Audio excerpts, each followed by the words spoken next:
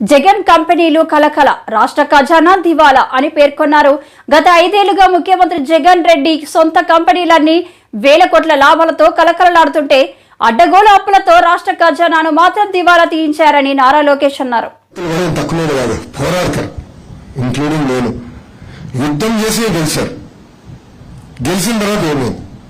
సర్పంచ్ గారు కనీసం రూపాయి లేదు, పేరు బోర్డు పెట్టుకునేదాన్ని తప్ప ఊళ్ళో ఒక పని చేసే పరిస్థితి లేదు. గతంలో నేను పంచాయతీరాజ్ గ్రామీణాభివృద్ధి శాఖ మంత్రి ఉన్నప్పుడు 90-10 తీసుకొచ్చా. అంటే 10% సర్పంచ్ మీ ఊరు ఆర్థిక వనరులు మీరు పెట్టండి, 90% మేము ఇస్తామని చెప్పి రోడ్లు పడినాయి, డ్రైన్లు అటెండ్ చేశాం. కానీ వాస్తవంగా దానికి రాష్ట్ర బడ్జెట్ నుంచి ఖర్చు అయ్యేది 10%. ఎందుకంటే 90% ఉపాధి హామీకి నిధులు ఇస్తుంది కేంద్ర ప్రభుత్వం. ఇప్పుడు తగ్గించారు, ఇప్పుడు వాళ్ళు 70 ఇస్తున్నారు, మనం 30 పెట్టాలి. అయినా కూడా మనం 3 రూపాయలు పెడితే 7 రూపాయలు ఇచ్చేయాలంటే మనం తీసుకోలేకపోతున్నాం. ఇంకా ఎంపీటీసీలు ఎంపీపీల పరిస్థితి ఇంకా దారుణం. ఇంకా జెడ్పీటీసీల గురించి మారితే బాధే. గ్రాంట్ నిధులు లాక్కున్నారు, అకౌంట్లో పడిన డబ్బులు వెనక లాక్కుంటారని మొదటిసారి చూసాం. కరెంట్ ఛార్జీల పేర్ల కింద డబ్బులు లాగేసుకున్నారు. సర్పంచ్ అందరికి బాగా తెలుసున్నా. నేను మంత్రి ఉన్నప్పుడు చర్చ వచ్చింది. అంటే రాజశేఖర రెడ్డి గారు ఆనాడు బిల్లులు కట్టాల్సిన అవసరం లేదు అని చెప్పినప్పుడు రాజశేఖర రెడ్డి గారు అక్కడి నుంచి ప్రభుత్వం ఆ బిల్లులు చెల్లించకుండా వచ్చి 1800 కోట్లు, నేను మంత్రి అయినప్పుడు 1800 కోట్లు బాకీ ఉంది ఒక పవర్ డిపార్ట్మెంట్ కి. బాబు గారు ఒక నిర్ణయించారు, ఆ కట్టి చేసేది ఈ టర్మ్ అని. నేను ఒప్పుకోలే, నేను అడ్డం తిరిగాను కేబినెట్ మీటింగ్. అట్లా ఒకేసారి 1800 కోట్లు తీసుకుని ఒక సంవత్సరం నిధులు సార్, అది సర్పంచులకు వచ్చే నిధులు ఒక సంవత్సరం 1800 కోట్లు మొత్తం పోతుంది సార్. మీరు మాకు 5 సంవత్సరాలు ఏంటి తూచా తప్పకుండా నేను తీరుస్తాను. నేను ఆయన ఎదురు తిరిగాం, కేబినెట్ మీటింగ్ లో చర్చించాం. ఇవన్నీ మీకు ఎందుకు చెప్తున్నానంటే బాబు గారికి అధికారం కొత్త కాదు, ప్రతిపక్షంలో ఉండటం కొత్త కాదు. అంత అనుభవం ఉన్నా కూడా జూనియర్ మంత్రులుగా మేము అందరం మొక్కలుగా చాలా మంది జూనియర్ మంత్రులుగా కేబినెట్ లో చర్చించడానికి అవకాశం ఇచ్చాడు. మాట్లాడడానికి స్వేచ్ఛ ఇచ్చారు. ఈరోజు పార్టీలో కూడా అంతే, సీనియర్కి ఎంత స్వేచ్ఛ ఉందో మాలాంటి జూనియర్లు కూడా అంతే స్వేచ్ఛ ఉంది. అదే ఆయన ఉన్న గొప్ప గుణం. నాయకుడు కావాల్సిన లక్షణం. ఎండ్ ఆఫ్ ది డే ముఖ్యమంత్రి గారు అందరి సమస్యలు తెలుసుకోవాలంటే ప్రజాప్రతినిధుల పైన బాధ్యత ఉంటుంది.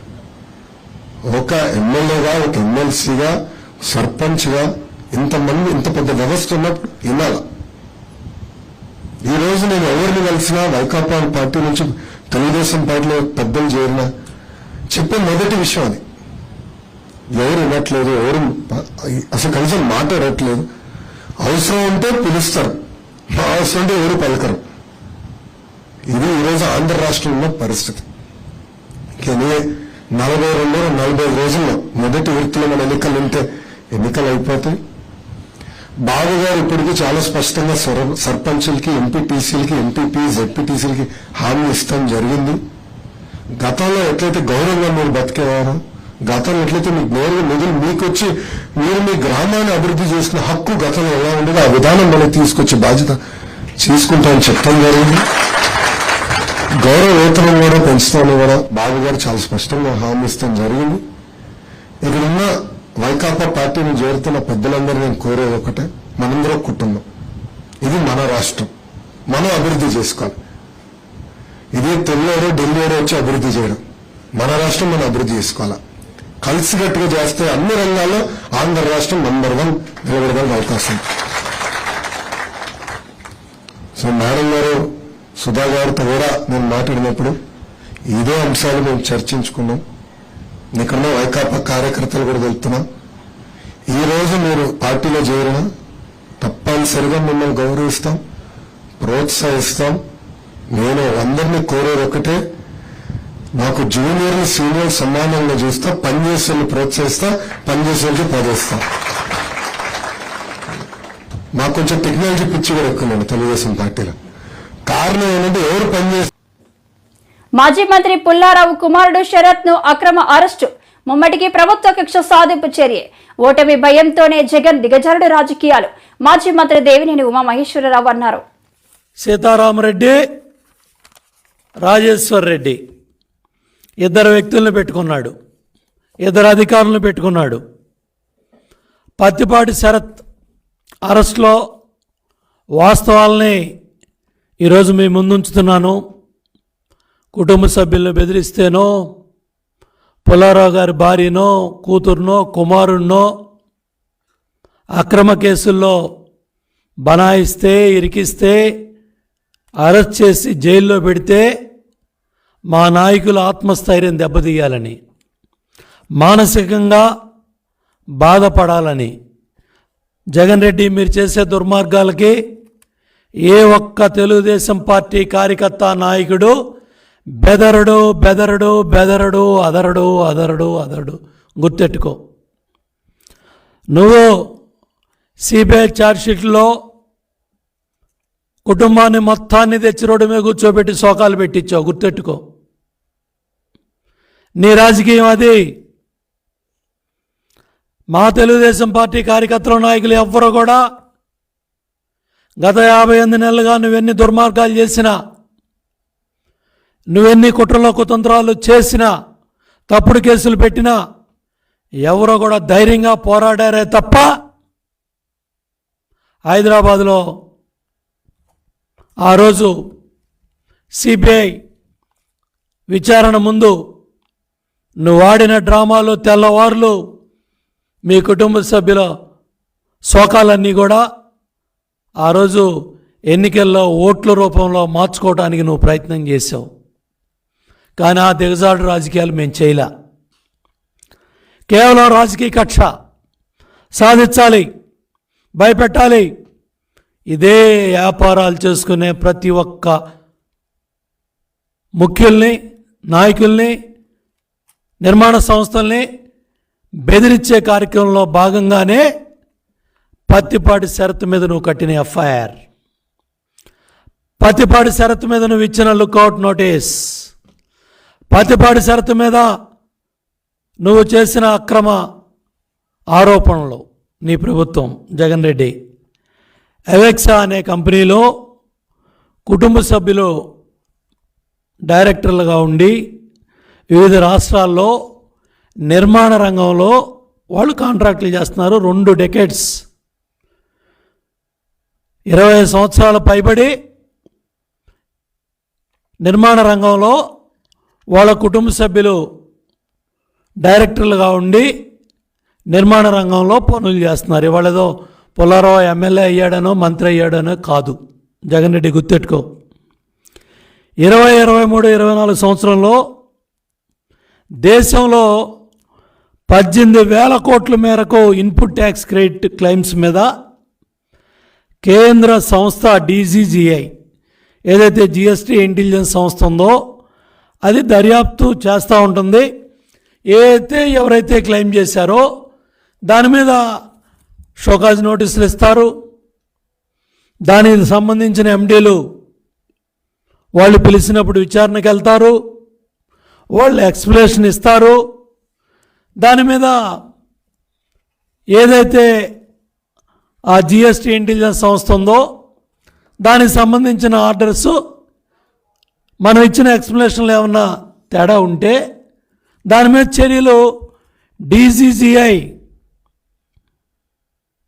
జిఎస్టీ ఇంటెలిజెన్స్ సంస్థ వాళ్ళు చేపడతారు, వాళ్ళు చేస్తారు. మధ్యలో నీకేం దొరదా Jagan Reddy?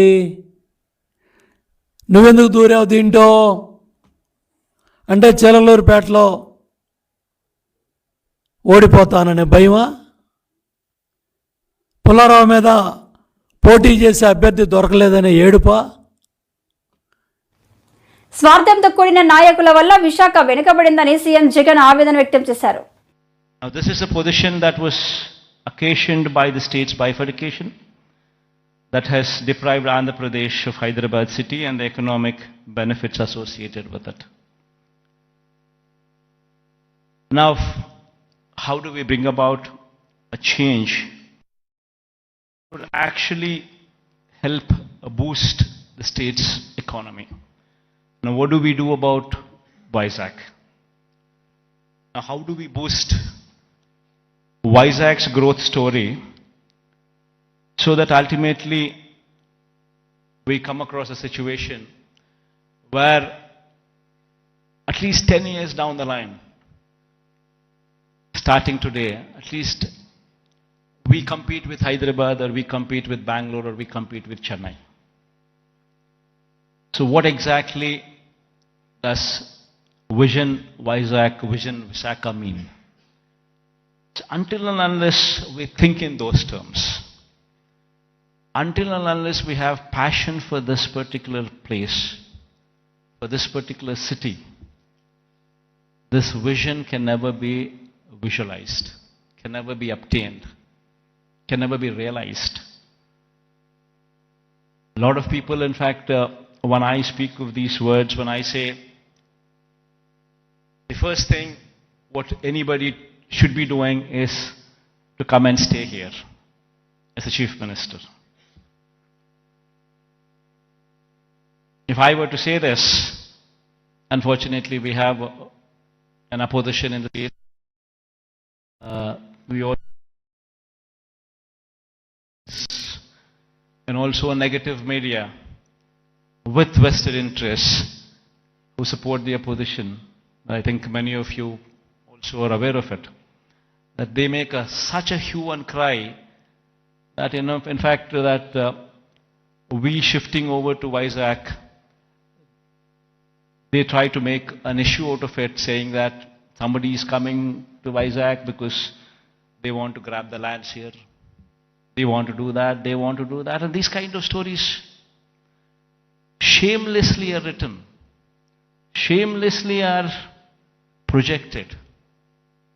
And all for what? So they don't want the chief minister to come here. They go to the court, court cases are filed. All for what? They don't want chief ministers to come here. Now why? Because if the chief minister comes here, will grow. Because there's ownership which is going to come for this area. There would be a christening of the city as executive capital.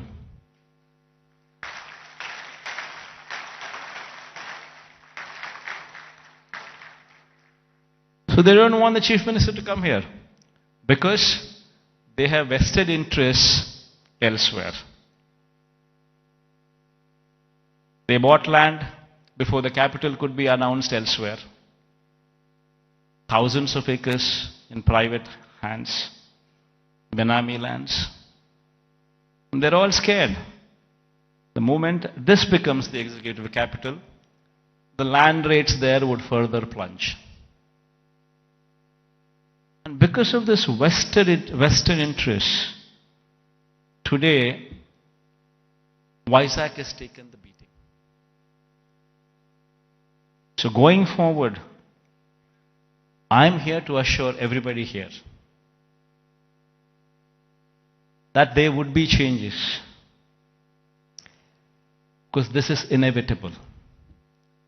If one were to compete with Hyderabad, compete with Chennai, compete with Bangalore, it's very important that Vizag becomes the economic growth engine.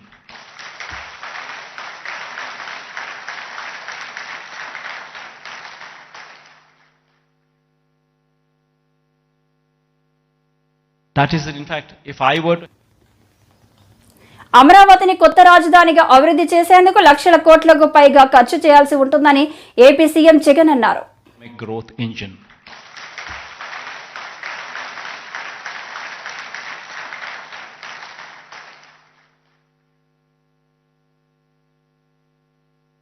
That is, in fact, if I were to have any vested interest, probably I would be speaking about Kadapa.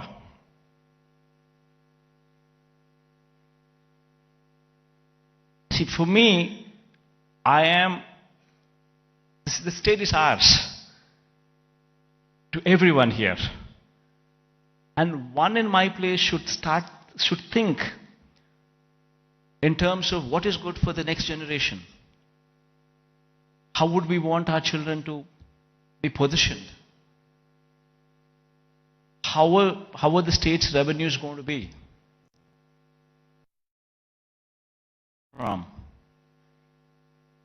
And how exactly can we boost these revenues to support the growth of Andhra Pradesh? If we do not think like this in terms of growth for Vizag, then who would think?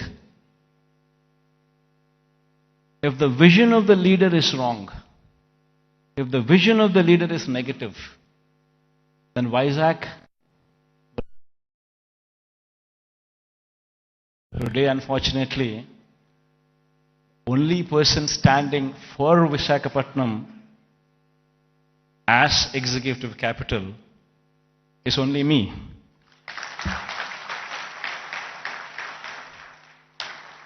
Unfortunately, this is the reality. Fighting against the entire opposition, fighting against vested interests of the media, everybody wanting that Visakhapatnam is not declared as executive capital. This is the reality. Everybody should keep this in mind, understand this reality. Now, moving further, Vizag would have to develop. I'm assuring you, case is going on, we have so many people trying to oppose everything. But I'm assuring you, post-election, my stay would be in Vizag.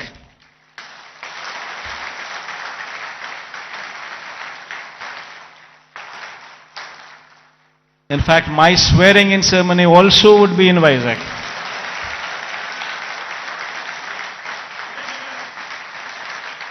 This is my commitment to Vizag. And now, what is the vision for Vizag? See, we need to have 10-year vision. We would have to own this city, christen the city as executive capital, become part of the city, and have a 10-year vision. You know, we need to have a roadmap which is workable, which is doable. It cannot be a roadmap where we just dream big but yet achieve nothing, because it is impractical. Not so. We need to have a practical. మదనవాడలో నగరాల ఆత్మీయ కలయిక. ఈ నెల 6న బుధవారం జరిగే కార్యక్రమానికి చురుగ్గా ఏర్పాట్లు. కుల గణన ఆధారంగా 90% వెనుకబడిన కులం నగరాలు. ప్రింట్ అండ్ ఎలక్ట్రానిక్ మీడియా సోదరులందరికీ కూడా హృదయపూర్వక నమస్కారాలు. అలాగే మా రాష్ట్ర నగరాల సంఘం అధ్యక్షులు బాబ్జీ గారికి, నగరాల సంఘం నూతనంగా ఎన్నికైనటువంటి కార్పొరేషన్ చైర్మన్ శ్రీనివాసరావు గారికి, విశాఖ జిల్లా నగరాల సంఘం అధ్యక్షులు వెంకటరావు గారికి, అలాగే వివిధ నగర కుల పెద్దలందరికీ కూడా హృదయపూర్వక నమస్కారాలు తెలియజేసుకుంటూ, రేపు 6వ తారీఖు బుధవారం నాడు ఉత్తరాంధ్ర నగరాల ఆత్మీయ సమావేశం ఏర్పాటు చేయడం జరిగింది. ఆ రోజు 2008లో 9లో ఇచ్చారు జీవో. 8లో మా నగరాలని, అప్పుడు ఉమ్మడి ఆంధ్రప్రదేశ్లో ఉన్నటువంటి నగరాలని BCDలో చేర్చడం జరిగింది రాజశేఖర రెడ్డి గారు. అప్పుడు కొన్ని జిల్లాలకే పరిమితమైనటువంటి నగరాల కులస్తులు ఈరోజు జగన్మోహన్ రెడ్డి గారు ముఖ్యమంత్రి అయిన తర్వాత మా సామాజిక వర్గానికి ఒక ప్రత్యేకమైనటువంటి గుర్తింపు ఇచ్చినటువంటి మరి జగన్మోహన్ రెడ్డి గారి కృతజ్ఞతలు తెలియజేయడానికి, అలాగే మరి నగరాలంటే తాపీ మేస్త్రులు, కార్పెంటర్సు, మరి క్వారీ పనివారు, ఇటువంటి ఈ నగరాల జాతి బాగా వెనకబడి ఉన్నటువంటి ఈ జాతిని BCD నుంచి BCAలో చేర్చాలని చెప్పి చాలా కాలం బట్టి మా పెద్దలందరూ అడుగుతున్నాం. దాని రేపు వేదిక ద్వారా సుబ్బారెడ్డి గారిని, మరి ఈ రాష్ట్రంలో ఉన్నటువంటి మరి వైసీపీ రీజనల్ కోఆర్డినేటర్ అయినటువంటి సుబ్బారెడ్డి గారిని, అలాగే స్థానిక శాసనసభ్యులైనటువంటి ముత్తంశెట్టి శ్రీనివాసరావు గారిని మరి వారి ద్వారా ఈ రాష్ట్ర ప్రభుత్వాన్ని తెలియజేయాలని, అలాగే మా నగరాల సామాజిక వర్గానికి ఒక సమావేశాలు ఏర్పాటు చేసుకోవడానికి కానీ, మరి శుభకార్యాలు జరిపించుకోవడానికి కానీ మరి వేదిక అనేటువంటిది లేదు. మరి పూర్వం ఈ ప్రాంతంలో ఉన్నటువంటి భూములన్నీ కూడా మా సామాజిక వర్గం చెందినటువంటివి. ఆ రోజు మా సామాజిక వర్గానికి అవసరాలు బట్టి అమ్ముకోవడం జరిగింది. అలాగే వారి ద్వారా ఈ రాష్ట్ర ప్రభుత్వాన్ని మాకు 1 ఎకరం సైటు స్థలము ఇప్పించమని కోరడానికి కూడా మేము ఈ సమావేశంలో రాష్ట్ర ప్రభుత్వాన్ని వారి ద్వారా కోరడానికి ఏర్పాట్లు చేసుకుంటున్నాం.